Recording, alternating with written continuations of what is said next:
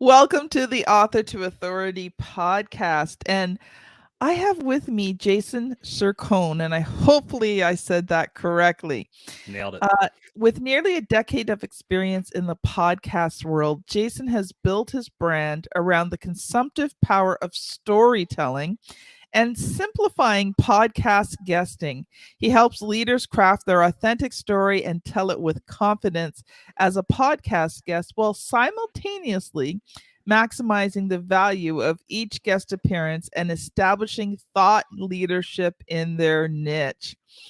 You will also find him hosting Evolution of Brand, a podcast featuring stories and strategies for building an authentic personal brand. So, welcome to the show, Jason.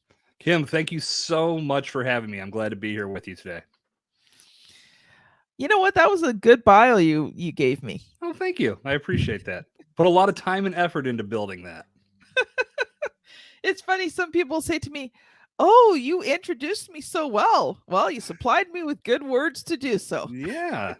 And that's really the point. I mean, I try to help podcasters as much as I can whenever I'm making a guest appearance. Here's a good bio to lead off with, whether you're going to read it live or just have it to get yourself familiar with who I am and what I can bring to your show. I want to make sure it's as value packed as possible and as much brevity involved as I can too. That is a good balance. Absolutely. Jason, this is your first time on the Author to Authority podcast. So why don't you take a few minutes, introduce yourself, and share some of your story with us? I'd love to. So yeah, like you said, Kim, my name is Jason Cercone. I've been in the podcasting space since about 2015. The entrepreneurial journey in my life started when I was just 13 years old. I was flipping football and baseball cards and basketball cards to my friends and at local card shows, and it became a little cottage industry where I just blew all the profits on more cards. But I was 13, so what did I know? But it lit that bug in me. I knew someday I wanted to be doing something for myself. So fast forward to 2015, and that's when I jumped into podcasting and did the first show ever with my best friend. And we started that show for all the wrong reasons. I wanted to try to do better than somebody who was trolling me on Twitter. And I told my best friend, here's our podcast idea, and we're going to do better than that guy. So we started out of spite, which is not exactly the best foundation for starting a podcast.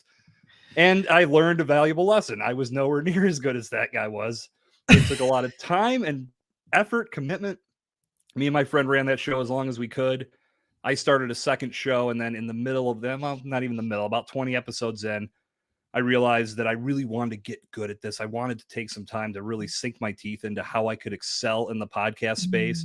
I did radio in college, and there were some parallels, but there were also a lot of differences. So I wanted to really get better. So I took a year and a half off from my own podcast efforts and just studied other shows, listened to people on the radio and television personalities. And it was all about the communication. How were they talking to the camera, speaking to their audience? I really wanted to try to pick up things in regards to inflection and tempo and cadence and really Yes. telling a good story. These are all very important to me. So when I jumped back into podcasting, I was in a much better position and things went much better going forward. And fast forward a little bit more, I discovered the whole guesting element as I was helping some clients build shows and realized this aspect of podcasting is so important because the guest brings so much value to the microphone. And if they do it right, they can truly position themselves for brand growth, for establishing authority, for Yes. bringing more people into their audience, attracting new clients, you name it. But there's a strategy that goes into doing it right.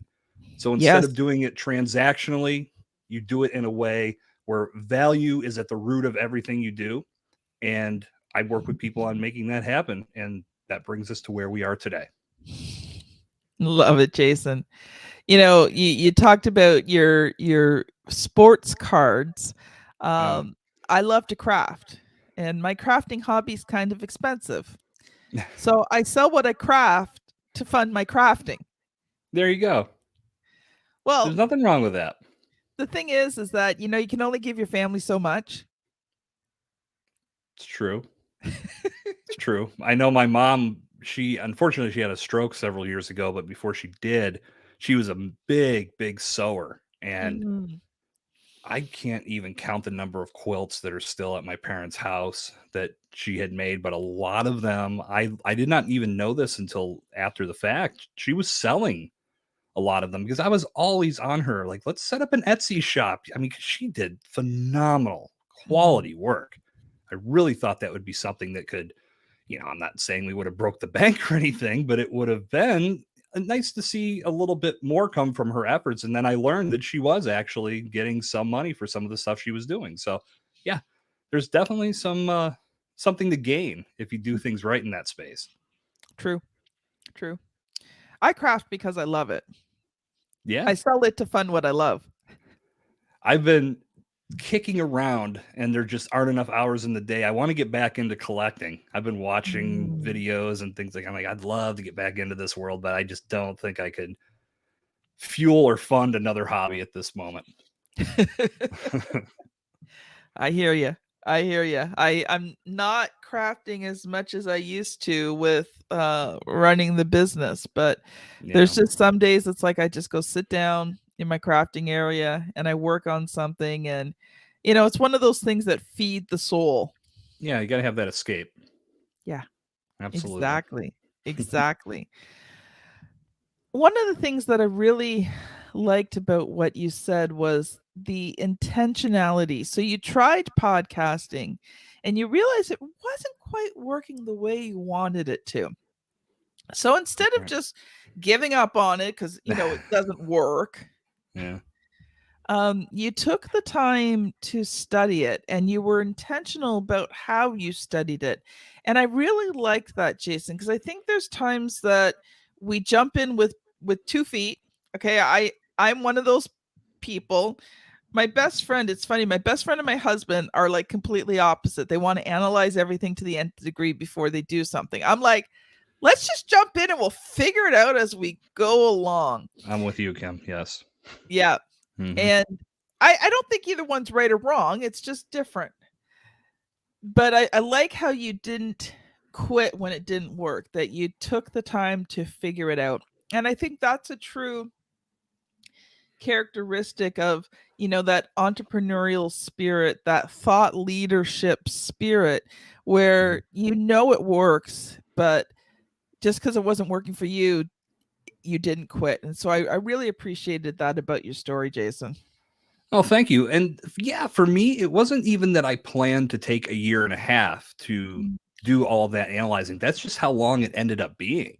Mm-hmm. And it wasn't that I couldn't have jumped back in sooner. I know I could have, but I was just in that mode of information gathering. And yeah, so I had jumped in, but then I got out Mm-hmm. of the pool and dried off for a little bit. And now I was sunning myself on the side deck, just learning from others. And I find that time very valuable because I did learn a lot. And I don't tell anybody you have to take a certain amount of time, but Kim, you know this in our industry, the podcast industry, it's a terrible thing. We have so many people that do get started with podcasts and they only get a few episodes in. And then for Yeah. any number of reasons, whether it's that it's much more work than they thought it would be, they're not seeing enough downloads, which is the biggest garbage metric out there, and at least especially in regards to how it throws somebody off their game before they've ever developed a skill set. Yeah. People walk away from their shows far too soon and they never give themselves an opportunity to make a real breakthrough. And I mean, I've been on the other side of that as well. I have guested on shows for people that were getting started or they were in the beginning, and I like their message. And of course, I'm here to Yeah. help any podcaster grow. So I'll always lend my message to their show.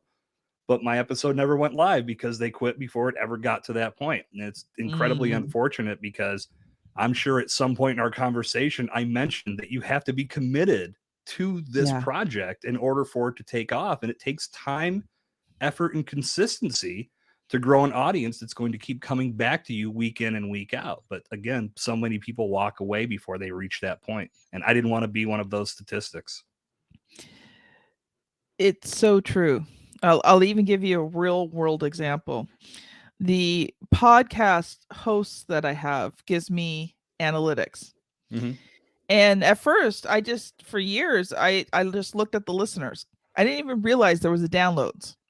And then finally, a Yeah. few months ago, I realized there was downloads, and it said it was about 100,000 downloads. And I'm like, whoa. But then I started looking at them. And when you looked at them and you excluded all the unknown sources of the downloads, Yeah. it was a whole lot less. Yeah, that's why it's flawed and skewed. That's what I've been saying for a while. And I was talking to someone in the podcast hosting industry, Hmm. and what she said was, she said those unknowns are bots. They're not Yeah. they're not legit. And I was kind of like, oh, it would have been so nice if I had 100,000 downloads of the podcast. But I recognize that for me, it's not the numbers. I look at the numbers because the numbers help reflect, you know, growth. And that's what I'm looking for. It's not necessarily the specific number, but I'm looking to see, okay, am I getting consistent growth each month? And even if it's just a little bit of growth, that's what makes me happy. And I think as an entrepreneur, one of the things I was very blessed to have a podcast mentor help me on my journey. And in the beginning, and he made it really clear, Kim, this is a long-term marketing strategy. Yeah. If you're getting into it to become famous overnight, it's not going to happen. Right. You have to be in it for the long term. You have to be willing to pay the cost. You have to be willing to put in all the time and the hours and everything. And in the right season, you will reap the rewards. So Yeah. totally agree with you there, Jason. Yeah, there's no doubt about that. It throws so many people off because that instant success or overnight fame that you just mentioned, Kim, I think that's what people get clouded by because they see Mm. other podcasters, other influencers, people posting information or content on social media, thinking that they have reached this summit of success, but maybe they've been at it for many years before they got to that point.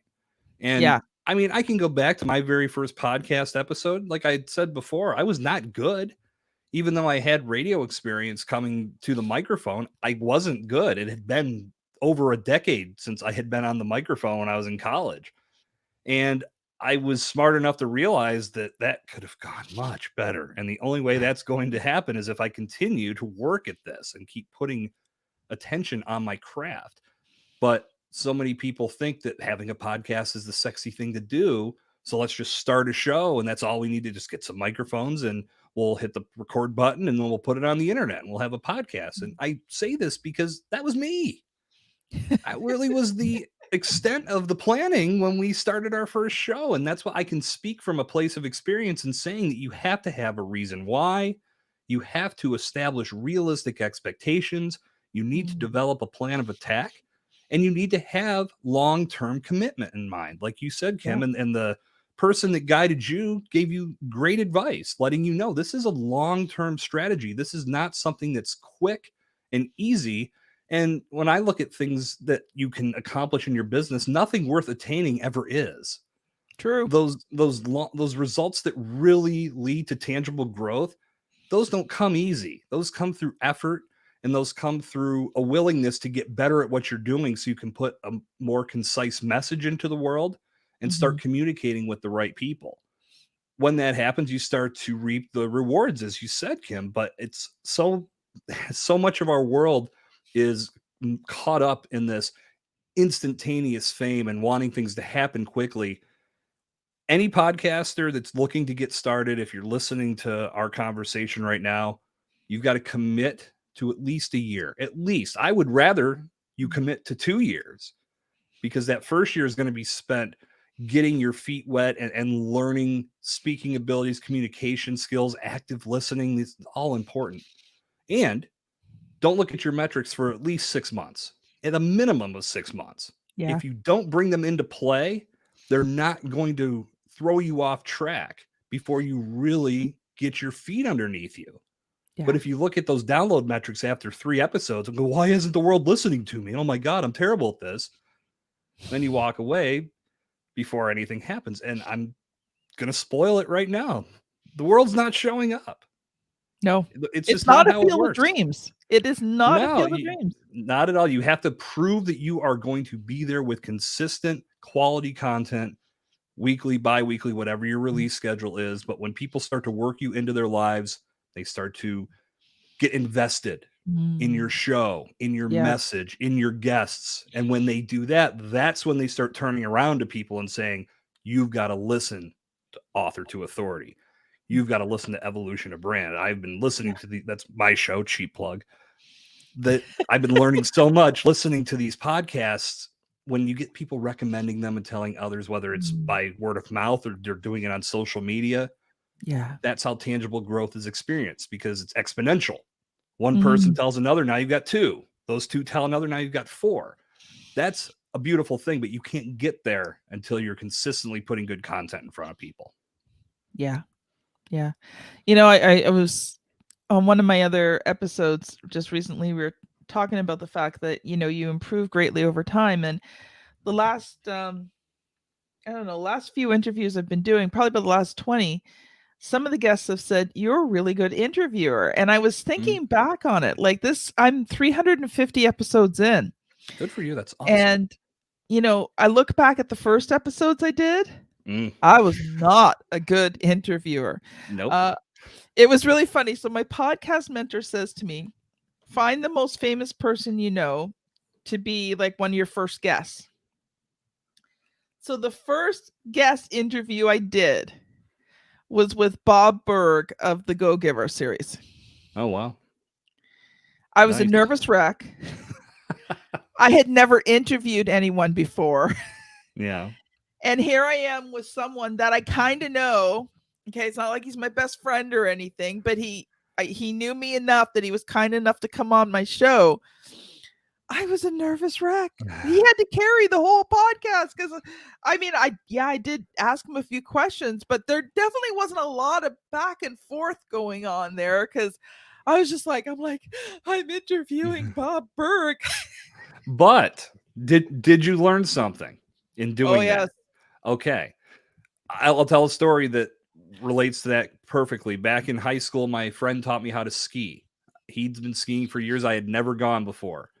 And he told me, I'm not taking you on the bunny slope. You won't learn a damn thing there. I will take you on we'll do some easy runs so you can really get acclimated to this. I'll show you the ins and outs. And by the end of the night, unbeknownst to me, he said, all right, we're going to go down this one now. I didn't know what skiing terminology was, and I didn't realize that a black diamond was a more difficult run. So now he's got me going down this black diamond on my first night, and I like what the hell is happening? Like all of a sudden these easy runs are over and I'm falling and we got to the bottom and he goes, congratulations, you just did your first black diamond.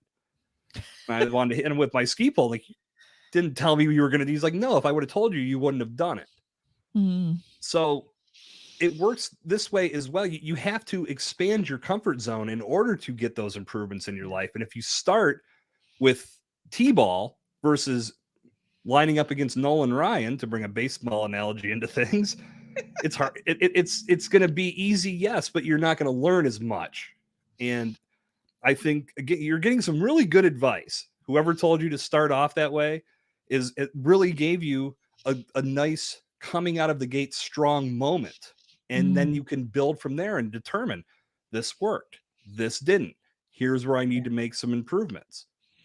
I couldn't. I want to thank them for you for putting you in that position, because that's how we grow, by being uncomfortable, by getting ourselves to a point to where we say, okay, I have to adapt to this and I'm going to make it happen. I'm going to have the best possible conversation I can. And then I'm going to learn from what happened. And it doesn't matter who the podcaster is. They could be the most professional in the world. They could have experienced the most success. If you listen to their episode that they just released today, and then go back and listen to their first episode, monumental difference across the board. I don't care whose show it is, because we all get better and find our voice the more we turn on the microphone and just let the stories fly. Yeah.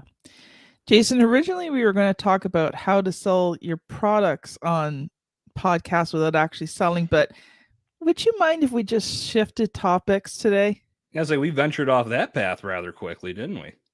Yeah, and I think kind of where we're heading, one of the things, like we've got about 10, 15 minutes left. And, you know, I was I can see your bio here in front of me, and so I think I really want to focus in on podcast guesting, Mhm. and people telling their stories, because I think it ties into what we're talking about today. Because it's the same thing with podcast guesting. Yeah. The first time you guest on a podcast, it's probably not going to be that great. Right. I'm with you. And I'll tell you what I'll do. What we were going to talk about with the selling without selling, I'll work that in to the guesting, and because it really doesn't need to be the full scope of what we talk about today. But yeah, that absolutely works the same way from this side of things. And that's why I encourage anybody that hasn't done podcasting at all to Mhm. start with guesting and to reach out to somebody like myself who can get you pointed in the right direction. Because what happens a lot with guesting is it gets treated transactionally. And what I Yes. mean by that is people are going to show up, think they have to go into sales mode. They have to put on this big performance and put themselves out there as this person that they're not, in an effort to get whoever's listening to buy their book or their course or their product or Mhm. service. And when they do that, they cost themselves major opportunities to build relationships and to make Yeah. genuine connections because they're not being authentic and they're not telling a story that resonates with the audience. And this is all part of the strategy of understanding how to dial in your story, get comfortable telling it, and the more you tell it, the more comfort comes, and the more you'll be confident in how you express that message and get people to align with it. But again, one of those things that takes time, effort, and patience. And again, once you get into it and start telling that story, there's a lot that can be accomplished. But again, a lot of people trying to take shortcuts. They treat this as a sales platform. I gotta sell. I gotta get something out of this. Everybody that I listen has got to buy from me, right? Like, no, it doesn't work that way. This is the trailer to the movie. Is the comparison that Yeah. I always make. When you're at the movies, they throw how many trailers at you before the actual movie that you showed up for? 10, 15, I mean, it's like a long time before you get to your movie. And that trailer is designed to entice you, not give away the story, but to give you enough highlights to where you say, Yeah. ooh, that looks good. I'm going to come back to the theater when that's out and I'm going to see that movie. Yeah. When you make a podcast guest appearance and you're talking to an audience that's targeted because you did your research and you're making an appearance on a show that aligns with your objectives, you're not giving away everything, but you're telling a good Mhm. story and you're getting people excited about the value that you could bring to their life, ultimately leading them to the transformation they seek. Yeah. Once you get to that point, now they can say, okay, I resonate with that message. I really dug that story. How do I follow them into their world? And at the Yeah. end here, I'm sure, Kim, like every other podcaster, you'll give an opportunity for me to share where listeners can find me. They can come into my world and connect with me, and we take Mhm. it from there. And if Yeah. they decide that it's time for them to get into what I'm doing, I'm more than happy to have a conversation to make that happen. But ultimately, this is the piece of the puzzle that brings people to the movie so they can watch the full Yeah. movie. That's how and that to me is incredibly powerful because you can accomplish so much if you do this right and you treat it with the respect it deserves. Jason, that was just pure gold. Thank you. Pure gold. I'd drop the mic if I was holding on to it. It's hanging there. One thing that you said, and I want to focus in on for a few minutes, is the fact that, this is not an instant gratification situation. When you're podcast guesting, like you said, it's about creating that relationship. Mhm. You're opening the door a little bit and saying, "Hey, here's who I am. Do you like what you see?" Yeah. And I think that's important for people who want to get into podcast guesting to recognize. Like you said, it's not about the selling. Right. Even if you have a book. So, author to authority, let's talk about the book. Even if you're offering a book at the end, which is fine, that's Hmm. good. If you want to direct people to your book, that's not a bad thing. Yeah. But it shouldn't be the hard sell about getting people to buy your book. Well, It no, should because be, yeah, go ahead. who wants to listen to a podcast that's nothing more than an infomercial for 30 minutes? Yeah, You not know, me. you're like 15, 20 minutes in wondering when the guy is going to cut the shoe open with a big sharp knife or this can cut through any piece of vegetable in the world. You know, the old 3 o'clock in the morning infomercials that everybody, if they're awake, they're watching, they have to question a lot of things. But I don't think anyone wants to tune into a podcast for that. Now, they are going to tune into a podcast to learn what that guest has to offer in regards to Mhm. value. If it's a subject that interests them, if they're looking to potentially solve a problem, gain some new perspectives, maybe just escape from their world for 30 minutes. Mhm. And that message truly hits home, then they can go buy the book after the fact because they Yeah. learned enough during the podcast that wet their whistle. It really gave them a true inside look at the knowledge this person has to offer. And if Yeah. you really feel that you learned a lot in that 30-minute period, 40-minute period, whatever the length of the podcast is, of course you're going to go buy that book. And as the host of the show, you're going to endorse that person because they brought value to your show Mhm. versus a sales pitch. Yeah. Oftentimes podcasters won't even air that type of content because they know their audience is going to be turned off by it, and they run the risk of new listeners or even existing listeners tuning in and saying, why are they just running this 30-minute ad? I'm not going to listen to this. And then they may never come Yeah. back. So it potentially could hurt your growth cycle. So you have to be smart about it. And more people are going to resonate with a story than they are a sales pitch. Yeah. And I guarantee you, when podcasters look at you as a person they want to feature on your show, it's not because you're a slick salesperson. It's because you have a level of expertise on a Mhm. topic they care about and they know their audience is going to get something from. So you Yeah. have to bring that mentality to the microphone with you and then deliver. And it's all about having a one-on-one powerful conversation in the moment. That's all it is. Mhm. And that's Yeah. something I touch on in the podcast Guesting Simplified is you don't have to treat this like a performance in front of thousands or millions of people. It is a one-on-one conversation. Just kick back and have some fun. Tell some stories and you'll get a ton from it. Yeah. Yeah. And I mean, you and I are both podcast hosts. Mhm. And if someone came on and it was a sales pitch, I guarantee you that episode will never make it to air. Right. And I'm assuming you're the same way. Absolutely. I've only, fortunately, with the show I'm doing now, I've only had it happen once. And Mm, I try to steer the conversation more to the value. But yeah. when even when you do that, sometimes we'll say they'll say they'll answer your part. But then when we do this with our product, it's just like it's a lost cause, and that's where I say is like more can be gained from bringing the expertise that helped you write a book Mhm. and showcasing that on the microphone Yeah. versus just trying to refer back to the book, which is I know that's a habit a lot of authors have. They'll answer every question with, well, yeah, in chapter 7 of my book, and it just gets to a point where it's like, no, give me something original so I can resonate with you and your story and Yeah. understand that you are a resource that I can trust. Then I'll go buy Mhm. your book and then I'll be in your ecosystem and hopefully you're going to continue to bring value to my life.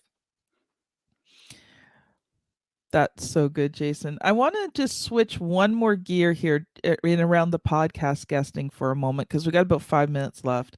Okay. Talk a little bit about how podcast guests structure their story because that is the powerful part. It is the story and being able to tell your story. Today, just before this phone call, actually, or this podcast recording, sorry, I was Mhm. on a Zoom call trying to get all the terminology correct. I was on a Zoom call with a potential client, and he said to me, he says, "Well, I'd love to hear your story. I didn't have to think about it. I've got Yeah. my story down pat. I can tell it in about 7 to 10 minutes, the full Mhm. story. I Mhm. have the 2 minute version, the 5 minute version, the 7 minute version, the 10 minute version, and an 11 minute version. Sure. But I was able because I've told it so many times. So talk about some of those elements of the storytelling because I think that would be something that our audience can just grab onto right now and actually start working on. Your authentic story is the key to your success.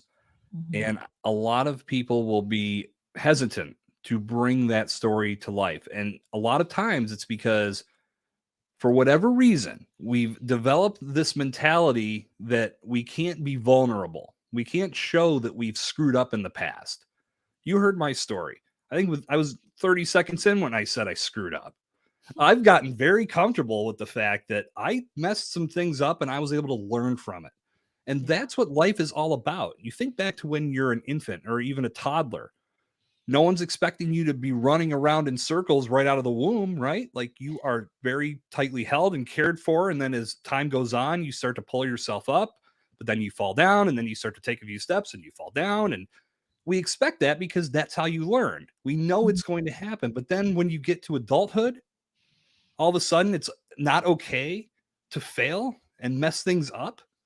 No, that's the wrong mentality. And in your story is something that may not have been positive at the time, but you've learned from it, you've gotten beyond it, and you've come out wiser in a way that got you to where you are. And there's someone behind you on that same journey looking to get to the point you're at who can benefit from that advice.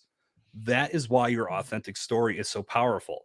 It's that hero's journey. And even if you haven't reached the top of the mountain, maybe you've reached 3/4 of the top to the top, and there's somebody that's only halfway. What did they do to get to that 3/4 mark? Man, I could really use some advice from this person. That's where your story comes into play. And so many people are turning to podcasts to hear those types of stories. If you're not on these podcasts telling these stories, someone else is going to, and they are going to be the ones that make an impact. So you have to get in there now Yeah. and start telling your story. And like you said, Kim, you have different timelines. I have a few different stories just depending on what the podcast is about. The Yes, me one that too. I told today was very much related to my time in podcasting, how it all started, how the entrepreneurial journey started. But if anybody would ever want to talk about how you have to make pivots and changes in your business, or how about an unexpected firing out of nowhere after a month before you had interviewed for a regional management position, the next month you're filing for unemployment. I have that story in my Mhm. repertoire as well. And I'm always happy to tell it because it was a defining moment in my Yes. life. No one wants to get fired, especially when they don't see it coming. But you can Yeah. learn so much from that discomfort. And I'm proud to tell that story. You Mhm. can bring so much value to the world if you tap into that authentic story. And to me, that's step one. When I talk about simplifying podcast guesting, step one is dialing in that story and not being afraid to dig deep beneath the surface to find elements that are going to resonate with people. Then it's all about mastering the guest mic and understanding all the ins and outs of how to do this well, and not just show up to talk, but to bring legitimate value to the microphone. Mhm. Then it's all about the relationship building and what you do with that content after the fact. It's not hard. And once you dial it in, you can really make a difference. But it all starts with that authentic story. When you dial that Yeah. in, you're in a position to win. Mhm.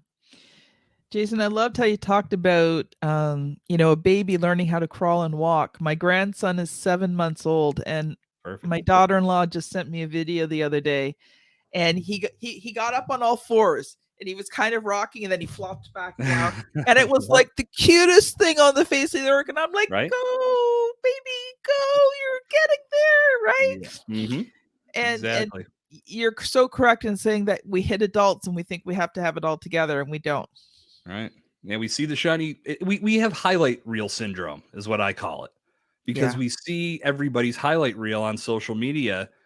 And fine, I'm proud of anyone that's made those accomplishments as long as that is legitimate and they've gotten there. That's great, but it's not showing the full story. As I've said on my podcast many times, it's Yeah. showing the touchdown celebration. It's not showing the drive that it took to get there. Or So the you have years of running back and forth, back and forth, back and forth, back and forth, back and forth. Exactly. There's so much to learn from the work ethic. So if you're going to emulate Mhm. anything, emulate somebody's work ethic, not their highlight reel. And that's, again, I think something Yeah. that throws people off. You see too many highlight reels. Now you're thinking that you're not good enough. It's just that you haven't gotten to that point yet. You just have to keep Mm. working and getting better until you do. But you don't have to compare yourself to anybody or to anybody because this is your story that you're writing. Yeah. Stick to what you can control and good things will happen. Can I give you an amen, brother? Throw it at me, Kim. I'm all about it. Jason, we could keep going, but we are out of time. So, Man. Jason, how can people connect with you if they've really enjoyed this and they're like, listen, I really need to learn more about podcast guesting?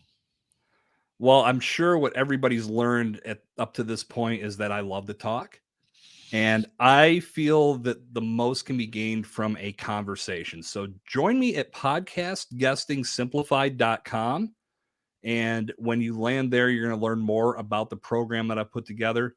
But most importantly, you're going to have an opportunity to set up a free discovery session where we can connect and start to talk about that story and how you can leverage podcast guesting to truly elevate your brand, take your message to the next level, and really achieve undeniable results for yourself.